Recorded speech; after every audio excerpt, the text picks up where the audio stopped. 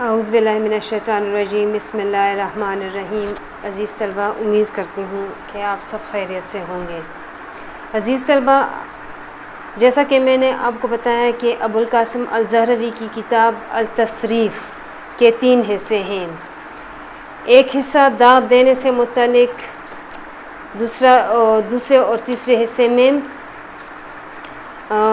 Surgery سے متعلق یا جراحت سے متعلق تفصیلاً بیان کیا گیا ہے۔ عزیز طلبہ، ابوالقاسم الزہروی کتاب کا جب ہم مطالعہ کرتے ہیں تو اس کی خاص بات یہ ہے کہ وہ عام اور سادہ فہم زبان میں ہے، یعنی کہ سادہ الفاظ اس میں استعمال ہوئے ہیں، تو ایک عام قاری کو بھی اس کی سمجھ آتی ہے کہ اس کتاب میں کیا لکھا گیا ہے اور لکھنے والا ہمیں کیا سمجھا رہا ہے۔ تو کتاب کے جو پہلا حصہ ہے وہ لوہے سے داغ دینے کی کا حصہ ہے، جبکہ دوسرا اور تیسرا جو ہے وہ آپریشن سے متعلق، سرجری سے متعلق یا جراحت سے متعلق ہیں،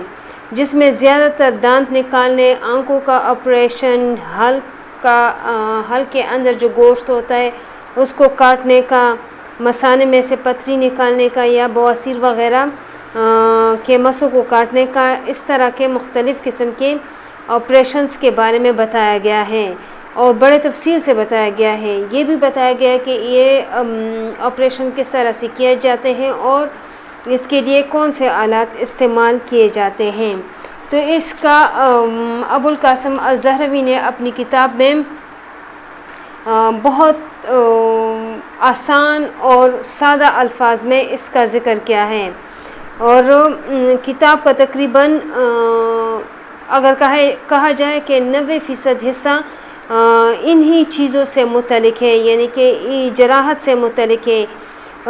ٹوٹی ہوئی ہڈیوں کو جوڑنے سے متعلق ہے، یا اگر جوڑ اتر جائے تو جوڑوں کو چڑھانے کا جو طریقہ ہے اس سے متعلق ہے۔ تو ان کے لیے جو آلات استعمال ہوتے ہیں، جو طریقہ کار استعمال ہوتا ہے، جو میڈیسن یوز ہوتے ہیں، وہ ان سب کے متعلق اس کتاب میں لکھا گیا ہے۔ دوسری بات یہ کہ التصریف میں ابوالقاسم الزہروی کو آپریشن کے دوران جن تجربات اور مشاہدات سے واسطہ پڑا یا کا سامنا کرنا پڑا، ان کو ابوالقاسم الزہروی نے کتاب میں طلباء کی آسانی کے لیے وہ سب کچھ نہایت آسان الفاظ میں بیان کیا ہے، اور اس میں اتنی سادہ زبان استعمال ہوئی ہے، ان کے تحریر کا طریقہ اتنا عام فہم ہے کہ اس کو عام پڑھنے والا قاری بھی سمجھ سکتا ہے کہ زہروی کے اس بات کا مطلب کیا ہے یا وہ کیا کہنا چاہتے ہیں، کیونکہ زہروی کا مقصد یہی تھا کہ ان کی یہ کتاب جو ہے اس کو عام قاری بھی اپنی سوجھ بوجھ کے مطابق اچھے سے سمجھ سکیں۔ اس لیے اس کو پڑھنے کے لیے یعنی کہ کسی ٹیچر یا استاد یا کسی معلم کی ضرورت نہیں پڑتی، بلکہ کوئی بھی طب کا اسٹوڈنٹ، کوئی بھی طب سے وابستہ فرد یا کوئی بھی میڈیکل کے شعبے سے وابستہ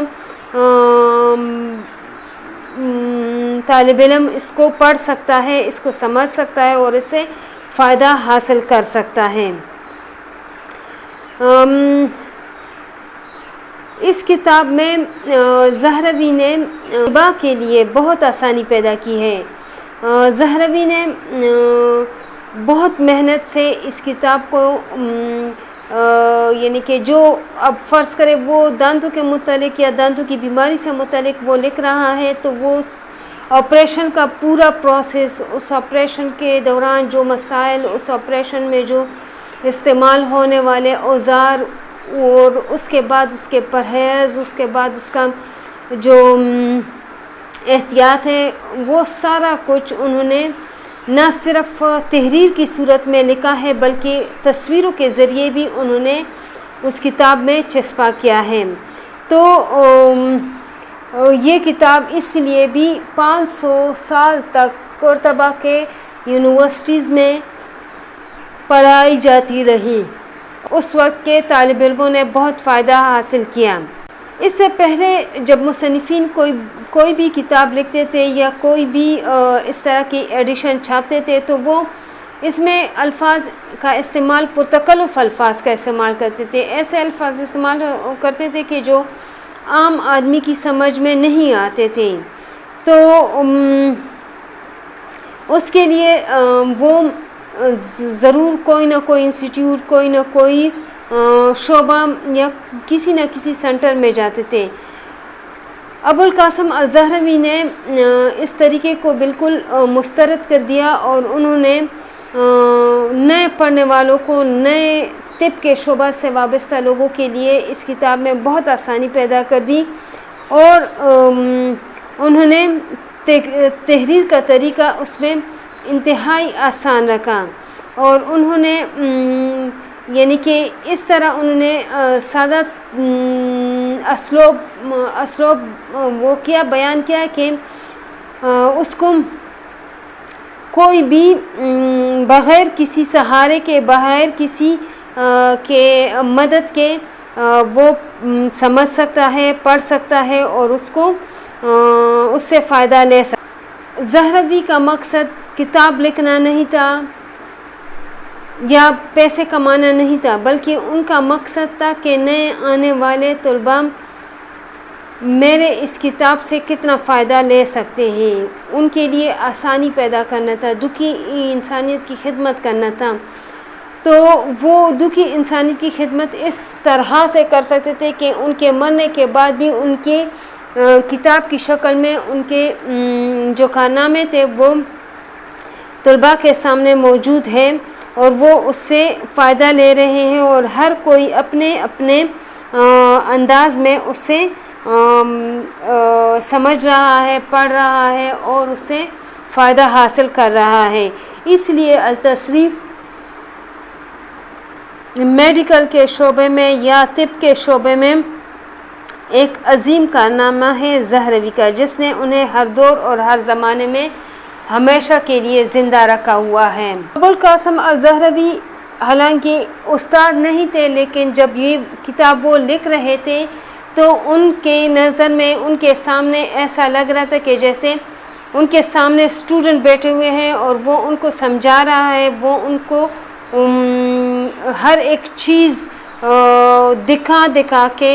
لکھوا کے اس کے ذہن نشین کروا رہا ہے، ان کو ہر ایک چیز پریکٹیکلی ایسا لگ رہا ہے کہ دکھا رہا ہے، سمجھا رہا ہے۔ اس لیے زہروی کے ان کارناموں کو رہتی دنیا تک لوگ یاد کریں گے، اور لوگ ابوالقاسم الزہروی کے کمالات اور ان کی خوبیوں اور قابلیت کا بھرپور اعتراف کرتے ہیں،